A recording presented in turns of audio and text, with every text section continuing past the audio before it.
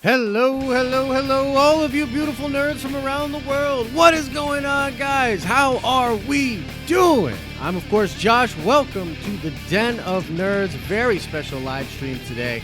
I am very excited to be getting into all this MCU craziness, man. This is going to be a lot of fun. I hope you guys are as excited as I am.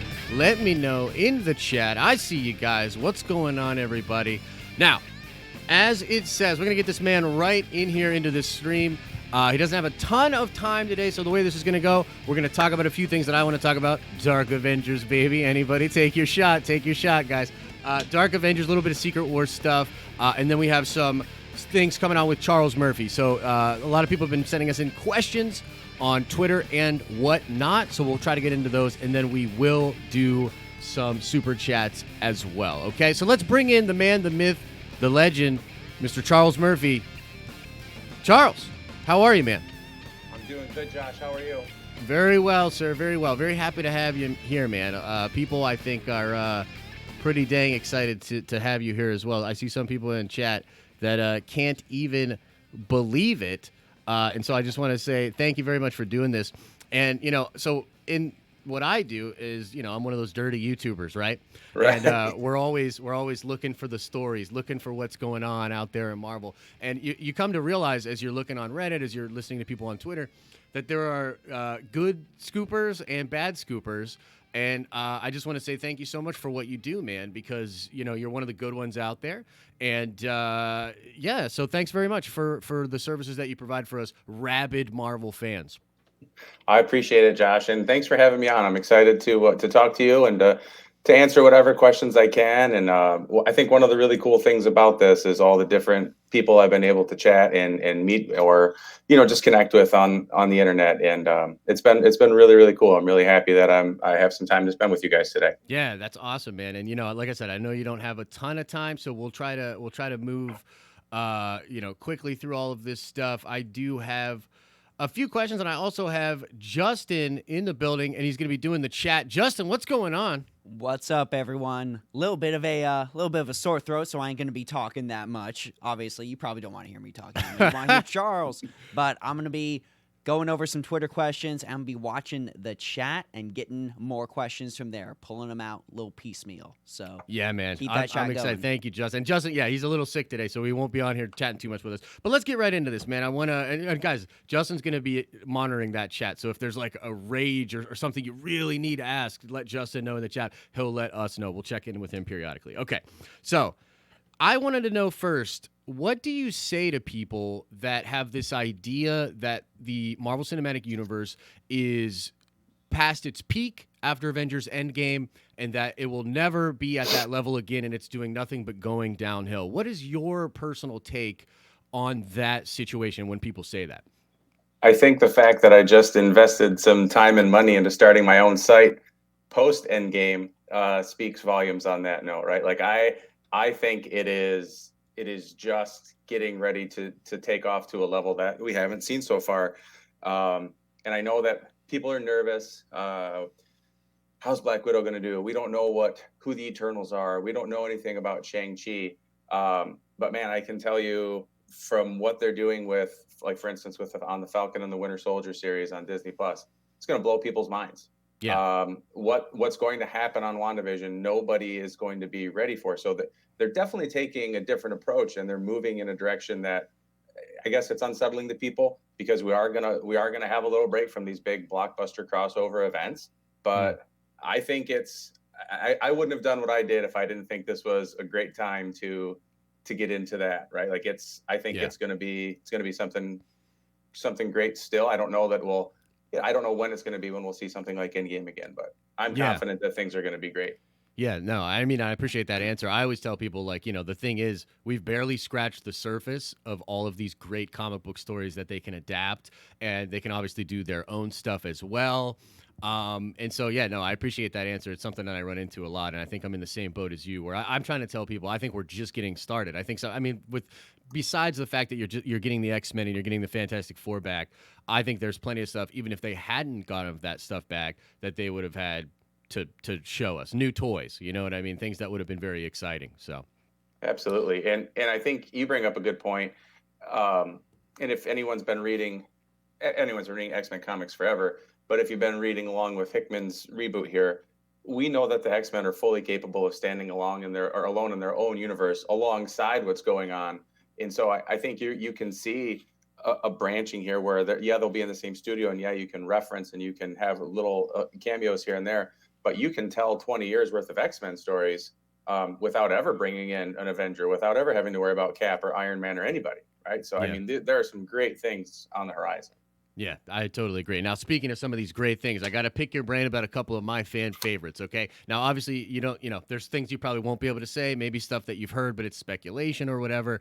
But I am obsessed with the idea of the Dark Avengers being the next sort of team in the MCU, and I see a lot of pieces falling into place, whether they call it Dark Avengers or they call it Thunderbolts. To me, the idea is, in a post-Endgame world, the governments of the world, the people of the planet, are going to want a very strong sort of state-sponsored team of heroes that will help protect Earth from potential other threats. After the blip and everything like that, I see this opportunity in the story where that's the way they want to go. And I actually even speculate that the meeting that Peter and Mysterio were going to be taken to in Germany or wherever that was with Nick Fury, that was actually going to be sort of leading into that. You know what I mean? He's doing a new hero type of thing. Mm-hmm. And we've also been hearing these rumors about Christian Bale possibly being in Thor 4. And I have it on a couple of good sources that I know are actually suggesting that Christian Bale could be the MCU's Norman Osborn, which is something that I think Feige's been wanting to do for a long time. And so I want to throw all that jibble-jarble at you. And what can you tell us? What do you know? What do you think you know? Is there anything going on with the Dark Avengers or any truth to that Christian Bale story? So I can start with the Dark Avengers thing. I don't know that a lot of people know that I am the one who broke that the script was being developed. So that was when I was at that hashtag show. I wrote that story, I don't know, a year and a half or so ago. And I've since had it confirmed again that there was a script that was commissioned. And I mean, there are so many scripts that get written. So who knows, when and where we'll see it, if we'll see it. But I totally agree with your take that the way that Avengers Endgame left things, there is a vacancy for heroes. And so whether it's the Thunderbolts, which, makes a ton of sense because we still see Ross showing up in Black Widow. There's rumors that he's going to be in some of these Disney Plus series.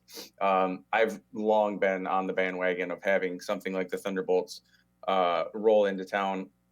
And I don't know, like you said, is it the Thunderbolts? Is it the Dark Avengers? I have a feeling it would be the Thunderbolts, and then they could take their time setting up the Dark Avengers. Yeah. On the Bale stuff. So there was some back and forth on the Bale stuff. So I posted it in my Patreon earlier this week, maybe Monday.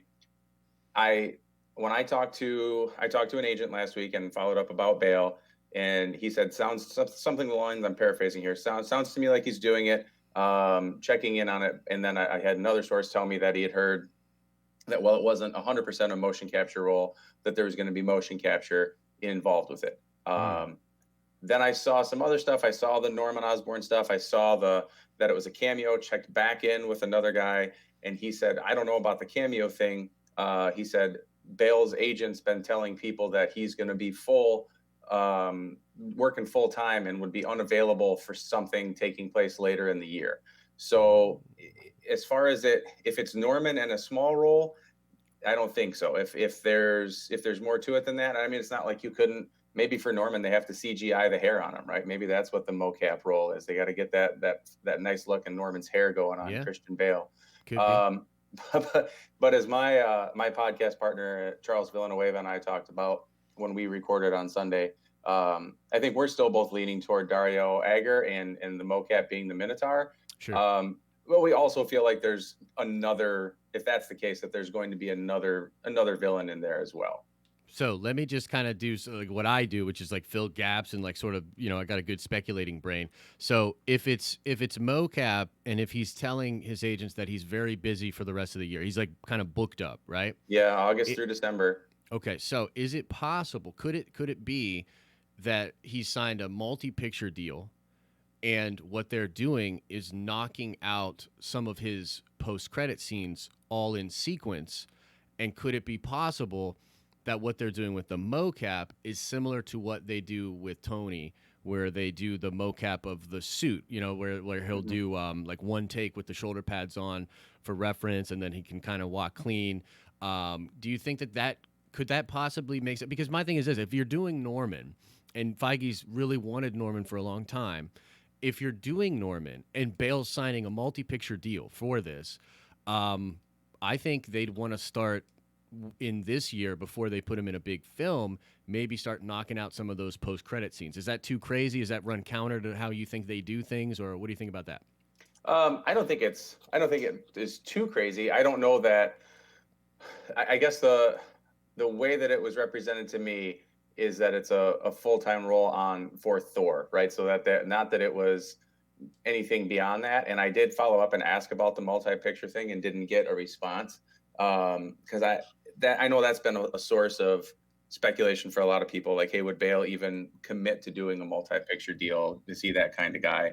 And I guess I did have one conversation with another source where they indicated, and they didn't know this. This is funny. I guess this guy didn't know who Dario Egger was from anybody else, and he asked me, "Who's Dario?" And I said, "Hey, is that who you heard?" And he said, "Yeah, I heard that. That's the name that came back." So on my end, like, it's running through three different guys that I'm running, that trying to sort information and make the best choice, which is why I haven't made one yet and haven't gone forth and said, "Hey, this is for sure who he's playing." We'll see. I know Charles and I talked about this. If it is Norman, if that is somehow the route they're going, then you're opening up the doors to Thor: Love and Thunder having like a Siege storyline, right? Like doing a completely different story than, I guess, what we've in our head, Charles and I at least have envisioned for that movie. So it's interesting, and it's such a great actor, and you just hope it's a great role that we're going to be able to sit back and enjoy, and that he doesn't steal the show too much from everybody else. I know, right? Well, that's the thing. I mean, like, so my mind goes into a million different places. I'll move on quickly. Just I want to get to some questions that some fans submitted in too. But man, I would love Bale as Norman Osborn. If they do Dark Avengers with Bale as Norman Osborn, I mean, like, I will freak out. You know what I mean? Like, I will just legitimately freak out. I love your idea about Siege. And the thing that's really wild about the MCU now, I think the thing that gets me most excited is now that the multiverse is ripped wide open, and Doctor Strange will probably look to rip that open even more, and with Wanda as well.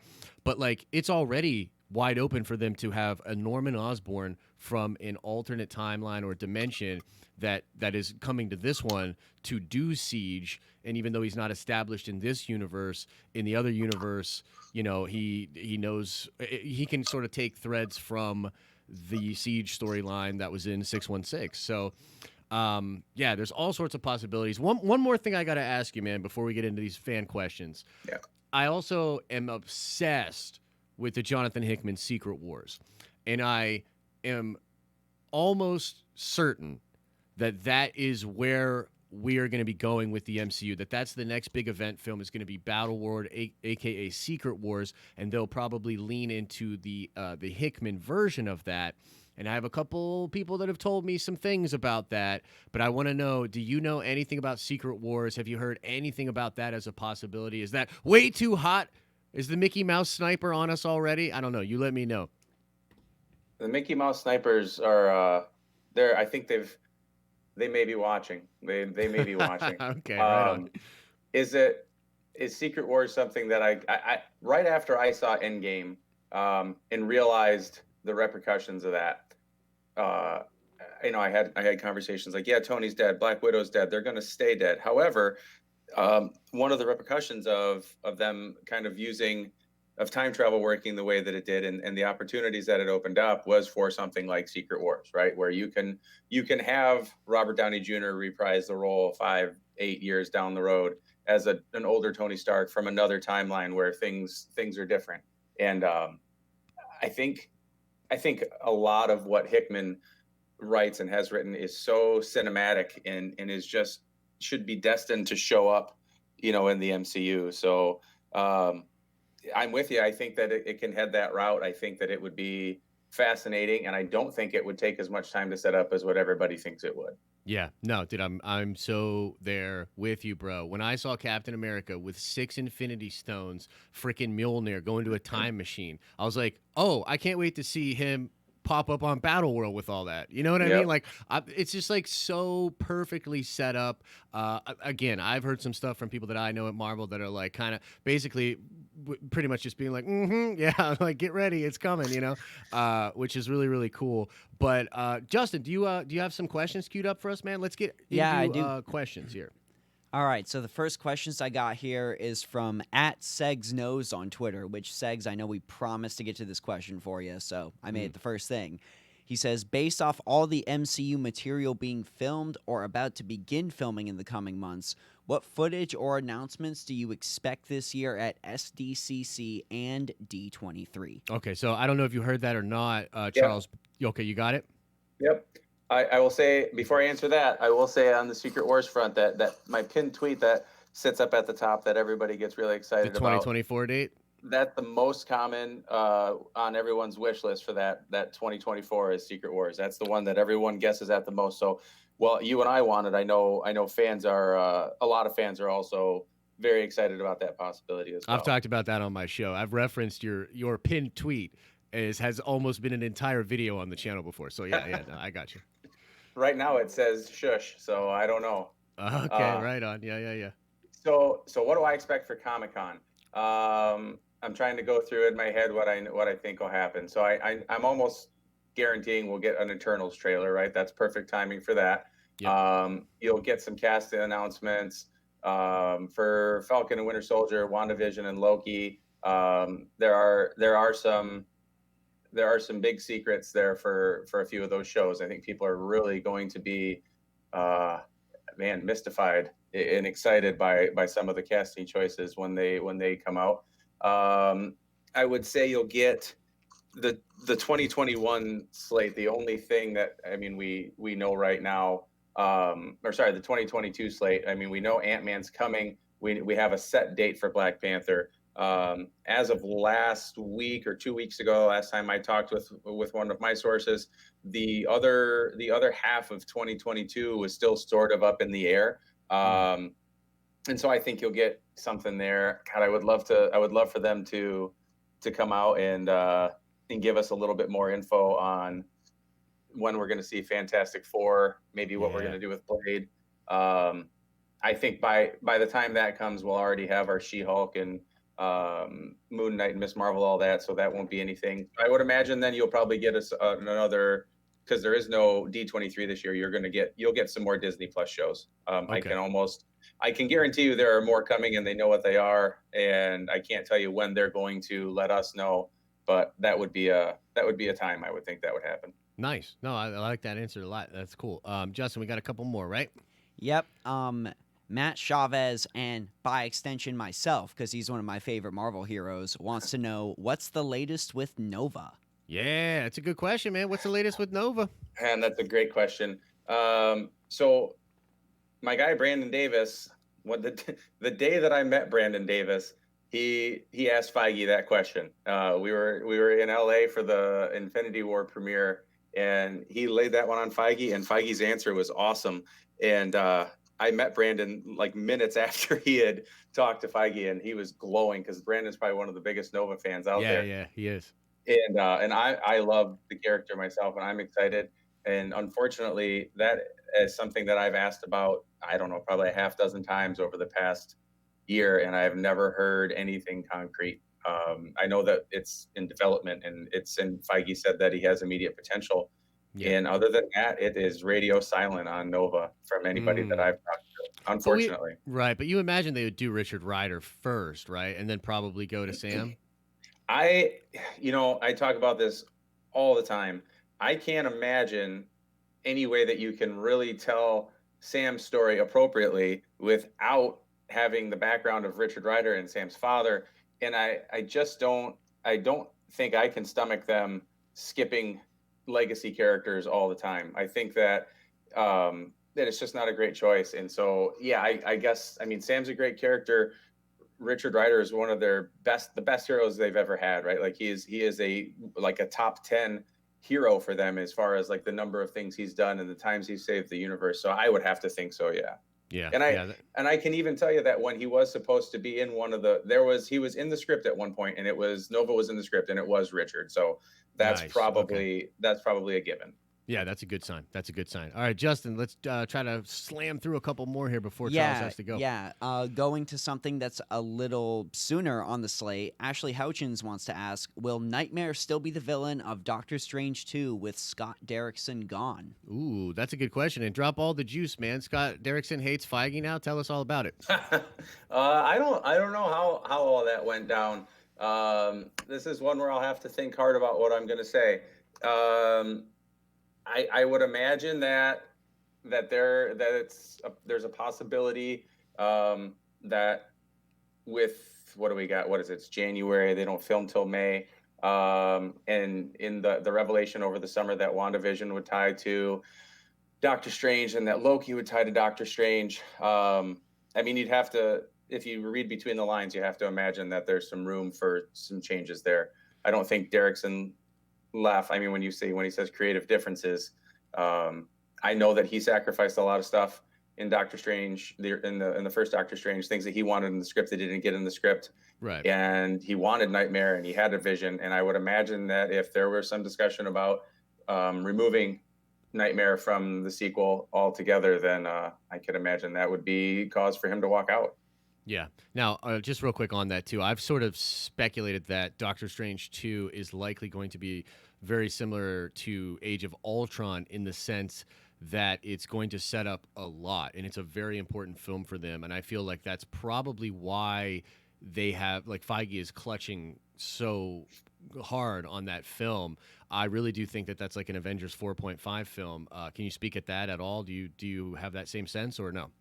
Oh, I agree 100%. I can, from the little bit of stuff that I've been able to glean about what's going on with Doctor Strange 2 and some of the stuff I know for sure is happening in WandaVision, and knowing the connectedness of those two properties. I think that's actually one of the first pieces I wrote on my site, was how big of a film I expected this to be. I guess, in terms of setting the stage for the future. I like your Ultron reference. I like thinking about the Winter Soldier as well, and how many things went down in there that those storylines still played out through Civil War and all the way into Infinity War. Right. I think you're right. I think that this is going to be a big game changer, a kind of defining moment for the future of things. I think it's huge. Yeah, and hopefully it sets up those incursions, baby, for that Gotta Secret hope so. Wars. Yeah, Gotta for sure. hope so. All right, here we go. Justin, let's try to run through a couple more. All right, I got at JerBear7997 here asking, what's the deal with Vulture being in the Morbius trailer? Ooh, that is a great question. What's the deal with the Vulture, man? That is awesome. I did, a little bit, just a quick Google search to check that they made sure to put Michael Keaton in the exact same outfit he was wearing when we last saw him in Spider-Man Homecoming. So I don't think that they're making there's any bones about it there. He is the same guy that we saw in Homecoming, and he's going to, Morbius was in prison at one point. There are set photos of him in his orange jumpsuit. So maybe he ran into Toomes in prison, but they definitely knew each other from somewhere. Yeah. And I mean, the only sense that I have of that, and I don't know anything that anybody else doesn't know, but the only sense I have of that is that Sony's building towards finally doing the Sinister Six. It may not be the Sinister Six that, comic book fans know from the OG Sinister Six, but I still think that's where they're headed. Because Morbius was in such like a weird Sinister Six team, and I think it was only like, I don't even know, it might have been like 3 issues or something, but yeah. I tend to think that that's going to be sort of a one-way street where the stuff that, because Sony still owns all of those characters, including Vulture and Mysterio. So right. I tend to believe that those characters will show up in Sony movies, but then the connective tissue will not really come back from Sony to the MCU. Do you agree, or do you think there's room maybe for Feige to play nice this time? I think that unless Kevin Feige is telling the people at Sony how to make their movies, that he wants nothing to do with any blowback into the MCU. So I agree 100%. I think like Spidey's going to exist over in his little corner of the movies, just like he does in the comics, where he can go and do his thing and interact with his villains, and all this great stuff can happen. But at the end of the day, nothing that happens in Morbius or Venom 2 or whatever Silver and Black movie, or weren't they doing it? They're doing a Silver movie and a Black Cat movie, is ever going to affect anything that happens in the MCU. Like I said the other day on my Twitter, I can imagine it being something like Peter runs into Blade and is like, "Oh, you're a vampire? Cool. I met a vampire before." And then that's the amount of crossover that you get. I just don't see and they'll it. be lucky to have it, Sony. All right, let's do a couple more questions. I know you got to get out of here in a couple of minutes. All right, Justin, what do we got? All right, I had 2 more from Twitter, but now it's just 1 more since you already commented on the Secret Wars going through Siege and all nice. that. Yeah, so Echo, the Joker shill, has one pretty generalized question, but still an interesting one, I think. What's the most interesting scoop you've gotten since you started doing this? Ooh, I like that. Yeah, what do you think? What's the most interesting? It doesn't even have to be one that panned out. Maybe something wild that you heard that didn't actually happen or something. What's the wildest scoop? Man, I hear all kinds of crazy stuff. Well, like recently, the Black Panther, the Doctor Doom and Black Panther thing is just crazy. I wrote that up as just a rumor because I never heard another thing about it again. That's crazy on a whole bunch of levels. I like I said, I don't even know if I believe that one myself. I would love to see it, and you have to be careful of confirmation bias, right? Like you love the idea, and you're like, oh, and you have to really fight the urge to run around and scream. I mean, my favorite one, I think still to this day, and it doesn't probably seem like a huge one to a lot of people, but Shang-Chi is a property that is just so near and dear to my heart. It was one of the first comic books I read when I was a kid, and I just fell in love with the pulpy feel of it, and just all the cool storylines that sometimes weaved away from a big narrative, but then always kind of tied their way back in. And so I found out that that Destin Daniel Cretton this was when Justin Callahan was writing a script. He was brought on to write a script for Marvel Studios. And I found that out, and I went through a zillion different things in my head, like what could this be? And I, went back through and came up with a bunch of ideas. And while I was still in the process of trying to figure out what it was, somebody else broke that it was Shang-Chi. So in my head, I'm like, oh my God, I was a day away, 2 days away from breaking the news that a Shang-Chi movie was being written by this guy. Yeah.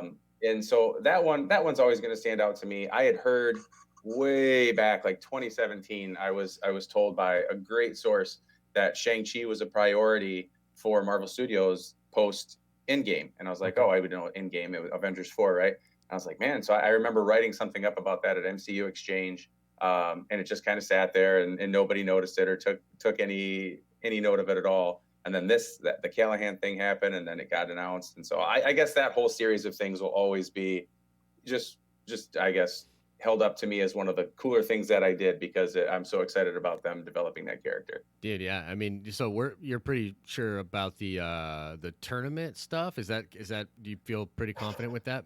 Man, I mean, that leak when it first came out, I was like, this would be badass if this is the movie they make, right? If they make an Enter the Dragon, if they make a Bloodsport kind of tournament movie, this would be awesome. But then I was like, this sounds too good to be true, right? Like I can't buy that this is what's going to happen. And then I found out they're casting for a ringside fight announcer. Yeah. I find out they're casting for like a handful of professional wrestlers or people with fight experience. And I just keep like, man, evidence keeps mounting up here. And I won't be surprised at this point. I won't be surprised at all. And unfortunately, with it filming over in Australia, it's going to be hard for me to get anything out of anybody, but I'll try. I'll do my best. Yeah, do your best. Let us know. That also, I need to see Fin Fang Foom in that movie, and I think we will.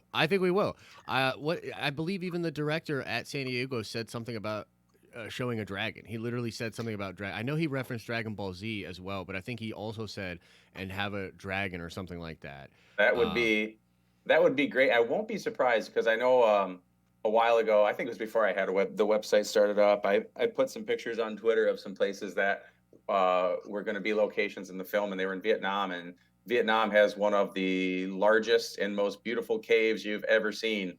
A great place for an alien shapeshifter posing as a dragon to hide out. Yes. Oh my goodness, that But would we'll be see. terrific. We'll see yeah. what that is. That would be absolutely terrific. I would love it. You got time for one more question? We could probably get a couple more in. All right, cool. Justin, what do we got? For the last question, I've got to go with this one from the side chat from the Broke Blurred Pod TV. Random thought: other than Spider-Verse, do you think they'll do anything with the Miles Morales Spider-Man? Ooh, you mean in in that's films? kind of Yeah, tough. Yeah. yeah. I mean, I sure hope so. I do think that, when I first saw Homecoming and Donald Glover's character, Aaron was in there and we found out, talking to his nephew on the phone about ice cream. I thought to myself, man, Feige loves the long game, right? Like he loves that. He's so happy to sit back and let things develop. And I was happy that when they did Spider-Man Homecoming, that they didn't rush to Norman, they didn't rush to Harry, they didn't rush to Gwen, that they let it play out the way that it did in the comics. I mean, it was a long time before those people came into, not a long time, but a couple dozen issues before those people came into Peter's life. Mhm. And I thought about that, and I thought about how Feige does things, and I thought to myself, well, I could totally see him setting up this is that moment you're going to be able to look back on in 10 years, and when Miles is running around in the spider suit, we'll know it started here. So Yeah. and now I think with the multiverse possibilities, I mean, I'd be surprised, and I guess my biggest reason for believing that yes, that'll happen in the MCU is that Sony hasn't tried to cash in on the live action version of it yet, and that they would if they hadn't had some conversation about it, because God, what a great character and what an important character for a whole bunch of people who for the first time were able to look on, we've seen people talk about it when they look at him in the comics and they say, oh my gosh, there's a hero that looks like me and it's Spider-Man and I love him. And he's just such an important character in society. I can't believe that they won't make that jump at some point.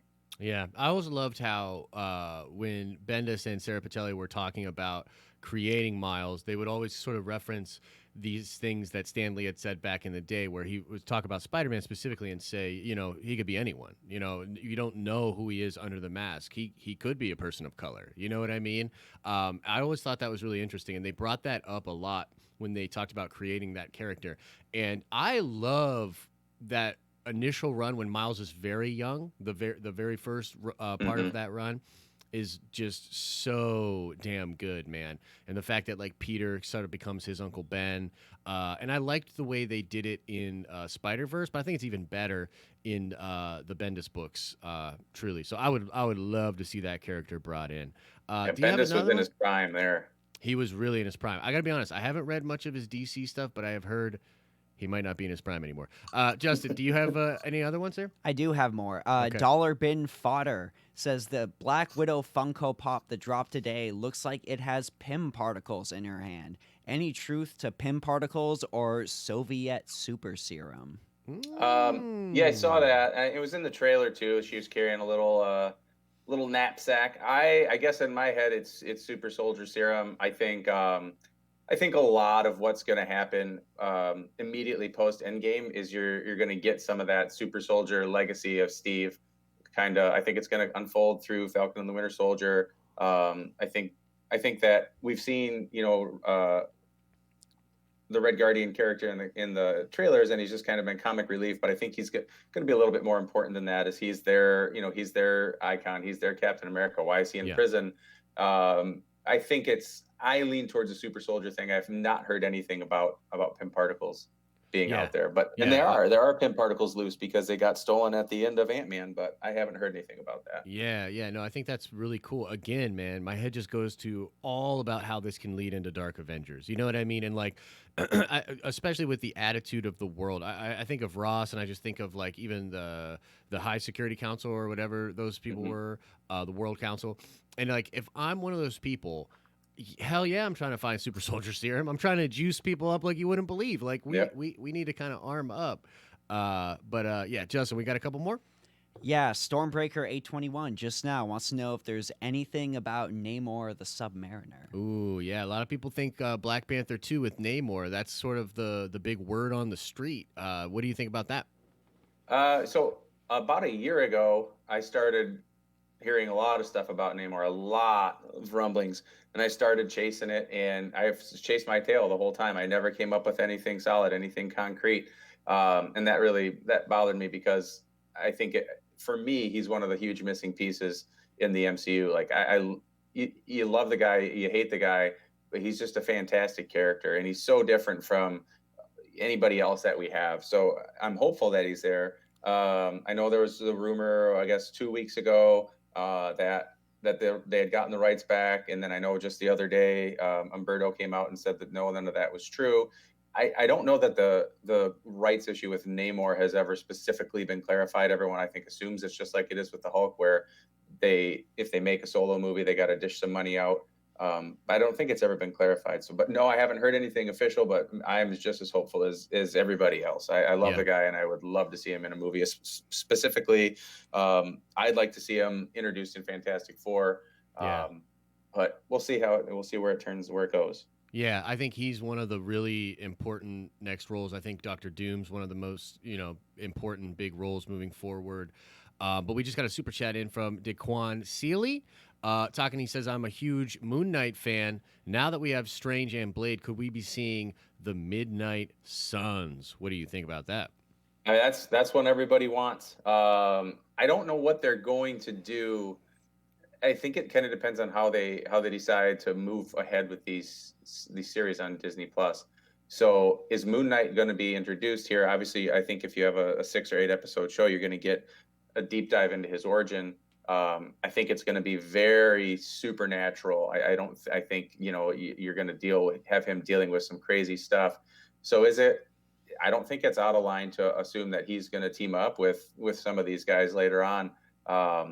I haven't heard anything about that being in development, but it seems like a natural consequence of introducing a bunch of characters like that into the MCU all at the same time. Yeah, no, definitely. How much time do you got left, Charles? I just want to just get a metric here. Don't want to hold you up. You know what I mean? I can do like 2 more minutes. Okay, let's do. Then, do you have a good one, or what do you think, Justin? I have a pretty good one. Pretty good yeah, one? let's go with that. Sharon Torres wants to know if you've heard any mutterings about the Netflix characters, Daredevil, Iron Fist, Punisher, Jessica Jones, etc. Yeah, and you know what, too? I'll just say for a second here as well, Jeremy Conrad is coming on to the channel next week as well, and I'm going to be talking to him a little bit about this as well, because he was sort of frustrated with how people took one of his scoops to mean that those actors are coming back, and that's not what he was saying. But yeah, do you have any kind of indication about what's going on with the Daredevil stuff? No, and every time that rumor runs its course, which happens like every 6 weeks, I check in and I always hear the same thing. I always hear that there's nothing official going on. Charles and I talk about Daredevil all the time. So I own more Daredevil comics than I own anything else, which is impressive because I own a whole lot of crap. Charles's father is my age and is a huge Daredevil fan. Charles is a huge Daredevil fan. We both love Daredevil. We liked the show a lot for the most part. And we like Charlie Cox in the role. And some of our friends that we worked with at MCU Exchange met Charlie and just had nothing but praises to sing about the guy and how awesome he was. And I thought he did a fine job. So if there was one guy that I would like to see, make it, it would be him. But yeah, I haven't heard anything, but I'd be shocked if you don't see at least Daredevil somewhere down the road. And God, there's a great Iron Fist story waiting to be told if they would just do it. Yeah, no, certainly. Can I throw just one more real quick thing at you? Yeah. What about the mutants? Do you know anything about mutants? I have a theory they're going to start to be sprinkled in Madripoor in Falcon and the Winter Soldier. Can you speak to that at all? What's going on with the mutants? So far I haven't gotten any indication. So while I have indication, and there are a lot of characters that were not expecting to show up in Falcon and the Winter Soldier. None of them have been mutants, but I don't think you show up on Madripoor and spend. I mean, they filmed that set for a week, so that's a good chunk of one episode that they're going to spend there. I don't think you go there just to go there, because if you weren't going there to introduce something that was going to pay off down the line, you could have gone to any other island, right? You could have gone to Cuba. They could have gone to Puerto Rico. They could have gone to El Salvador. It doesn't matter where they go. To go to Madripoor is probably an indication of them getting ready to start laying that groundwork. Yeah, we're gonna see Patch. Maybe that's what people think, man. We're gonna see Logan set up as Patch. That would be absolutely ridiculous. But yeah, man. Well, I'll let you go, Charles. Thank you so much for doing this. Guys in the chat, stick around for just a little bit. I actually have a pretty cool Star Wars scoop about the Obi-Wan thing that I want to talk to you guys with. So hang out in the chat a little bit. But thank you so much, Charles. I'd love to have you on again at some time. Just do collaborating. I love talking about Marvel. I'm obviously obsessed with it. We built this channel sort of off the backs of Marvel. So yeah, man. Thanks for being here. I really appreciate it. All right. Thanks for having me, Josh. Yep. Take care, man. Okay. Yep. We'll do it again soon. Awesome. Sounds good, brother. All right. Thank you. Yep. Take care. That was pretty fun. Man, Charles, man, we got him in here, answered a lot of cool questions, gave us some cool insight into things. That's pretty sweet, man. What do you guys think? What does everybody in the chat think? I know we got a super chat here from Alex at Den of Nerds. EP says, thanks for coming on the show, Charles. It'd be awesome. I thought that was pretty freaking cool. I don't know. What do you think, Justin? I had a lot of fun. Yeah, man, we got a lot of Marvel bits out. A lot of really, really good questions. Like I did not expect having that high caliber of questions. So good job, people. Good job, fans. Yeah, you guys are awesome. You guys came up with all those great questions on Twitter, and we're gonna be doing the same thing for the stream with Jeremy Conrad, who runs MCU Cosmics. So I'm sure Ken will be dropping some cool stuff on social. Let your questions be heard out there online, guys. But do you guys want to hear the juice? The chat, I don't know. Should I tell you the juice when it comes to this Obi-Wan story, the Obi-Wan show? Do you guys know what's going on? You got to let me know in the chat because, I don't know, I kind of feel like maybe you guys don't care and maybe you guys don't really want to know what's going on with Obi-Wan. But yeah, let me know. Let me know in the chat if you're interested. I bet nobody's really into it. You know what I mean? We'll probably just have to call this stream. But yeah, let me know in chat, and maybe in a second here I'll talk about the Obi-Wan stuff. But, I really liked, Justin, that, with some of the speculation that I had, Charles was like, yeah, I'm on the same page. And I think it's really just reading comics for so long and being invested in stories and storytelling and just kind of knowing the mind of Feige because, guys, that's why we love it. Feige is one of us. He's a massive nerd. He's a huge nerd.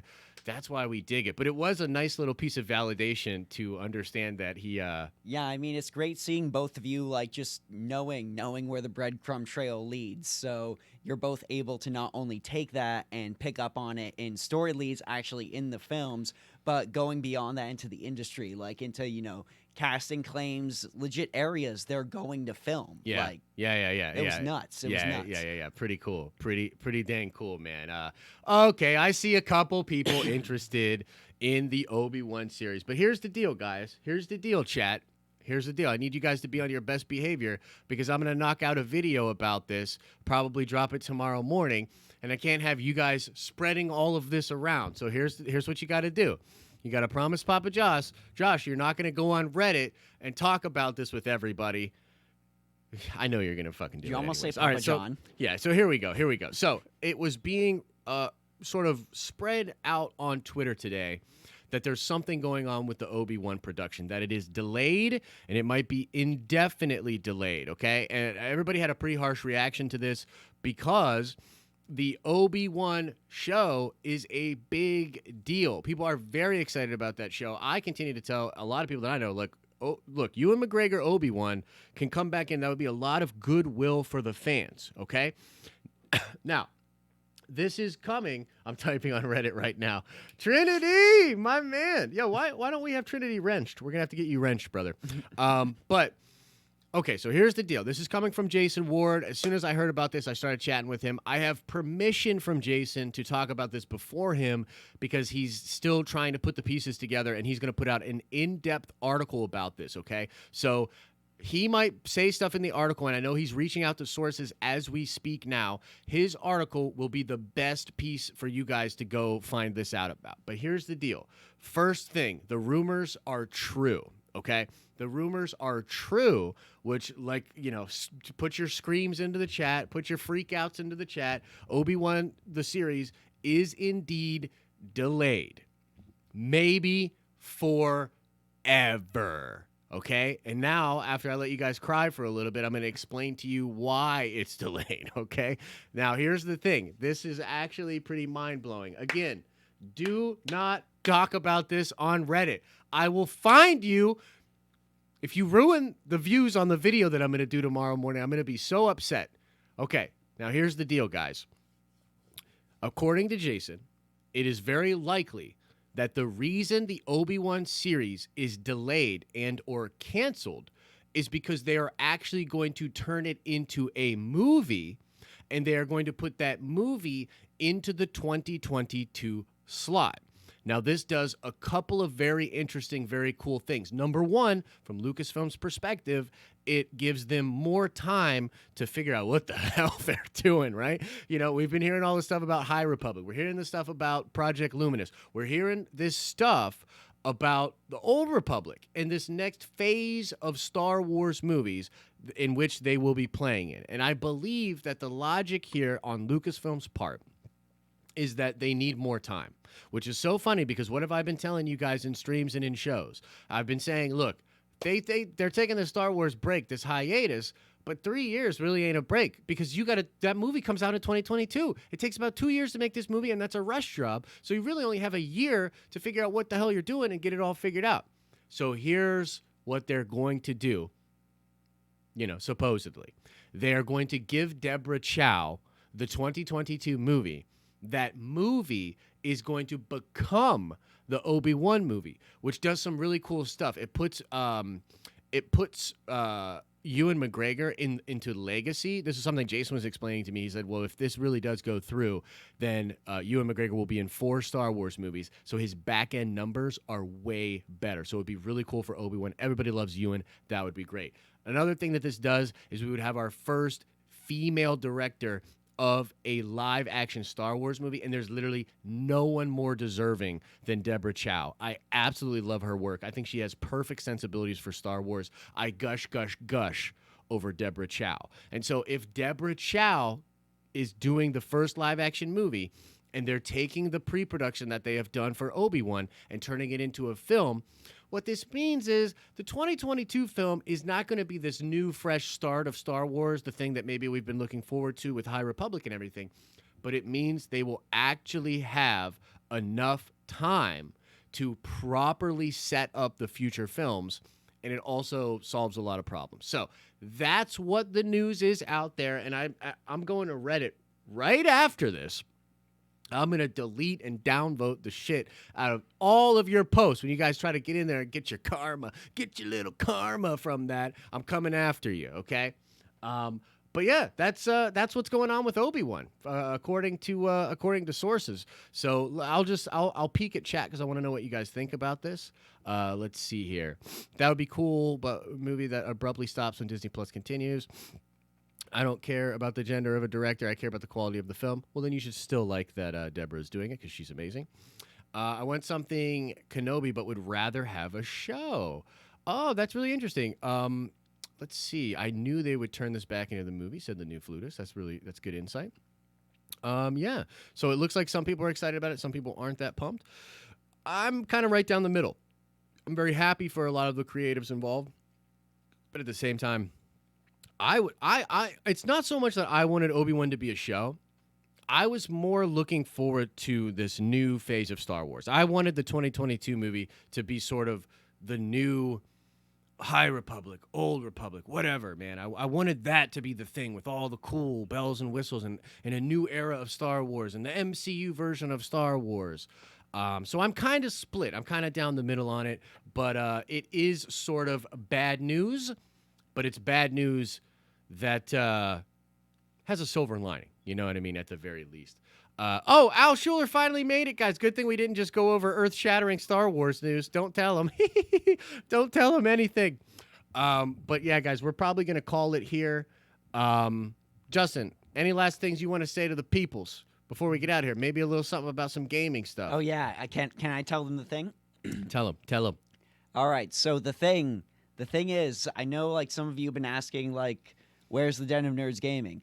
Well, the Den of Nerds Gaming is here. The Den of Nerds Gaming is back. 5 minutes or something like that after I upload this video.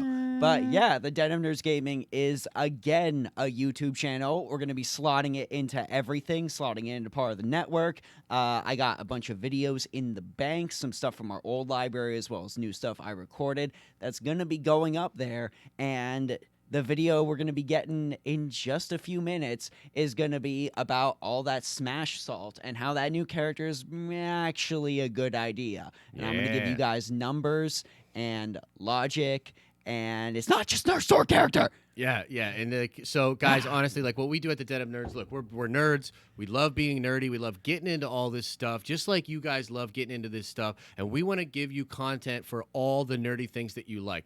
Gaming is a big part of most nerds' lives, I would say. Most nerds like gaming. There's the nerds that don't game, and I totally get it. But dude, if you are a gamer, you're gonna want to be getting your gaming content from the Den of Nerds. So it's a brand new channel. We'll start plugging it on social. We're going to start putting up videos. You guys should go subscribe to the Den of Nerds Gaming. Lots of cool stuff going to be going on in the Den of Nerds Gaming. So we're very excited for that. And also go check out the Den of Nerds Live, which is where most live streams are going to live. This stream, the replay, will likely go up onto the Den of Nerds Live, okay?